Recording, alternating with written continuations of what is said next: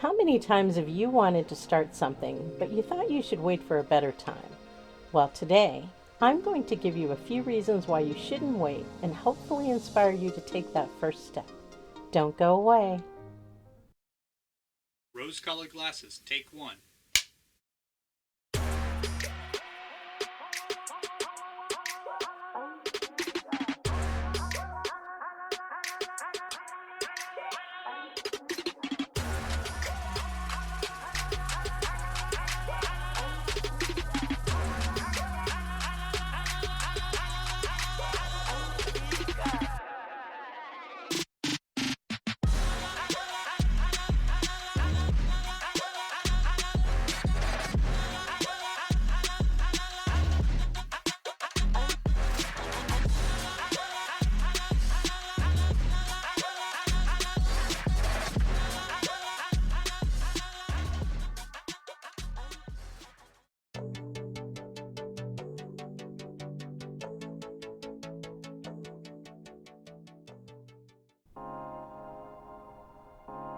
Hi, I'm Angel Logan, and thank you for joining me today on Rose-Colored Glasses with Lord and Lady Logan. If you're new to our channel and you want to watch some of our previous shows, or you're a current subscriber trying to catch up on episodes that you've missed, you can search us on YouTube by typing at Rose-Colored Glasses-Logan, going to the hashtag Rose-Colored Glasses, or type the following web address into your browser, youtube.com/@rosecoloredglasses-Logan. We all live fairly busy lives between family, work, school, athletics, and more. So the idea of starting something new can feel a little daunting. And I'm sure that we can always come up with a million reasons to put it off and wait a little longer. Perhaps you wanted to start your own business, but you don't have any money to start or an office location.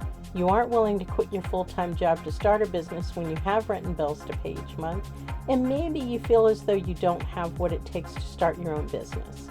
With these kinds of obstacles in your way, it probably makes sense to you to wait until you do have money, a location, and maybe you'll feel more confident about it later. Perhaps your goal isn't anything really big, but maybe it's something as simple as cleaning out your closet, a basement, or your attic. If it's a large area with a lot of items, this could turn out to be quite a time-consuming project that your schedule won't allow you to do all at once. This could seem like a perfectly valid reason for waiting and doing it later. The problem with this mindset is that with each passing day, week, month, or year, there will always be new reasons to wait even longer, and by the time you do get to your goal or project, it could be even more challenging later. When starting a business, funding is usually needed for a location, equipment, employees, etc. Instead of waiting for all of this, why not start small? Working from home has become normal for many people in recent years. If you start your business from home, maybe as a side gig while you maintain your regular employment, this would give you the time that you need to get established, grow your business, and build some revenue so that you can gradually expand. Starting small is much better than not starting at all. And cleaning out your closet, basement, or attic can be a big job, but why do it all at once? Nowadays, most people are too busy to have time for big cleanup projects like that. Instead, break it up into segments. For example, let's say you're cleaning out your closet. Maybe go through your shoes one weekend, then the following weekend put some time aside to go through your clothing, and if you have boxes or shelves, do that on a different day. Tackling one area at a time will make it a lot easier to get the whole thing done in a short period of time rather than trying to do it all at once or in one day.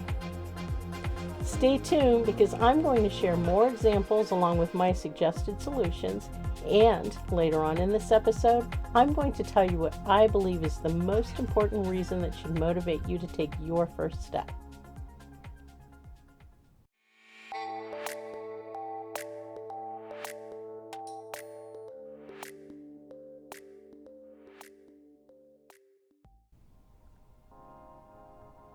Sometimes it's difficult to imagine taking the first step if you don't know everything that's involved. So I suggest doing some research.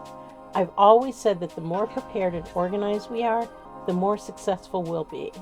And I think it'll be much easier to take the first steps in any project, big or small, if you know what those steps should be. So do your homework.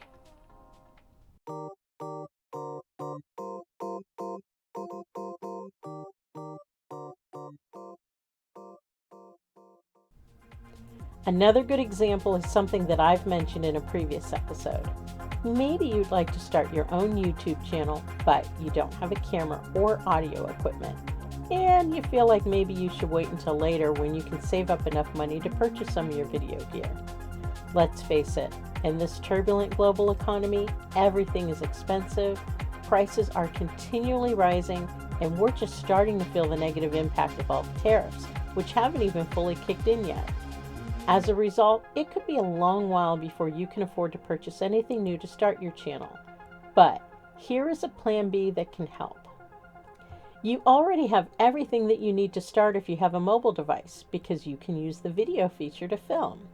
There are a variety of free video editing apps designed specifically for cell phones, or you can transfer the footage to your computer and use a free video editing software there. And it's free to post your videos on YouTube.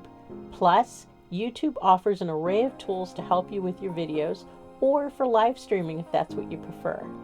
You don't have to be an expert and your videos don't have to be movie quality, but you have a starting point, and with time, you can gradually get the pieces of gear that you need or want as it becomes feasible. And if you have to wait a little while before purchasing anything, it's okay, because you will have started your channel and that's the primary goal.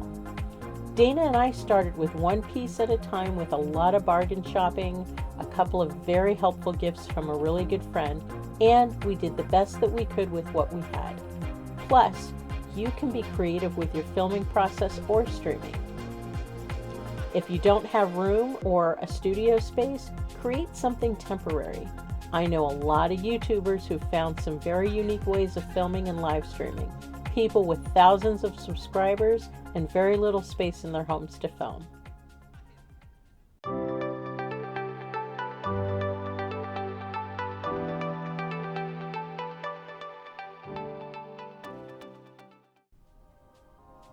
Maybe you want to start exercising, but you don't have the money for a gym membership, and you don't have the physical space in your apartment for exercise equipment. It doesn't make sense to spend money that you can't afford cluttering up your living space with exercise equipment that will only bring you more stress. Instead, just make a plan to do some basic exercises in your residence. If you need weights, use items that you already have, such as a couple of cans of soup. Get a couple of those elastic stretch bands for resistance if you need it. Walk around your house or your apartment building. Go up and down the steps of your living space if you have them.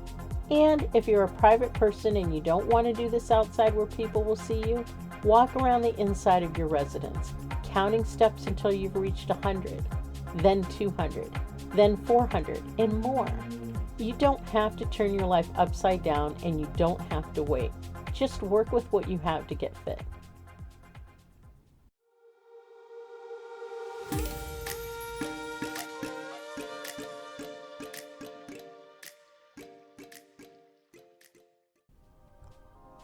The most important reason that you should not wait is because the longer you wait, the less likely it is that you'll ever pursue your goal at all.